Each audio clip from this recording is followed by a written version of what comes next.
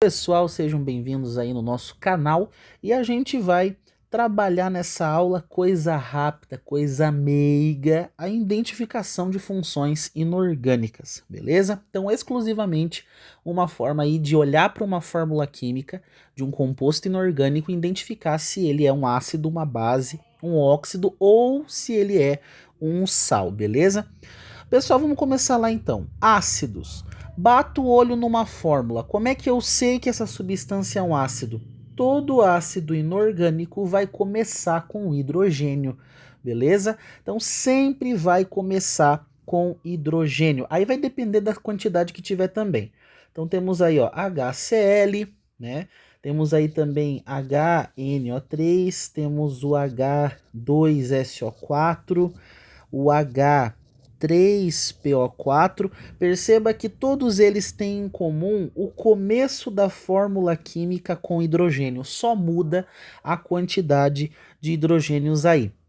Tem exceção? Óbvio que tem. Temos aí o caso da água e também da água oxigenada, né? Do peróxido de hidrogênio. O que acontece? A gente vai ver o que a água é daqui a pouquinho, beleza? Então, ácido, bati o olho, começou com hidrogênio, a fórmula química é um ácido. Agora, como é que eu sei que a substância é uma base? Olho para a fórmula química e o que me mostra que é uma base? Terminar com OH. Se terminar com OH, que no caso aqui é o íon hidróxido, né? É uma base.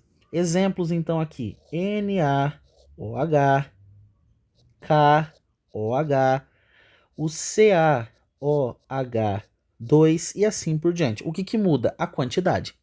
Olhei para uma fórmula química, né, de um composto inorgânico, terminou em OH, é uma base. Professor, quando eu olho para uma fórmula química, e quando que eu consigo identificar que é um óxido? Pessoal, é um óxido. Daí tem duas coisinhas. O óxido, primeiramente, todo óxido é um composto binário.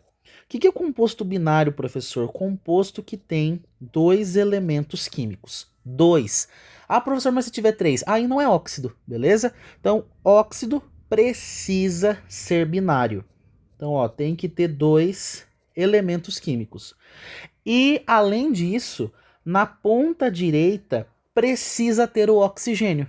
Então, um óxido é um composto binário, tem dois elementos químicos, com o oxigênio na ponta direita, beleza? Professor, exemplos disso daí. Aí entra o caso da água.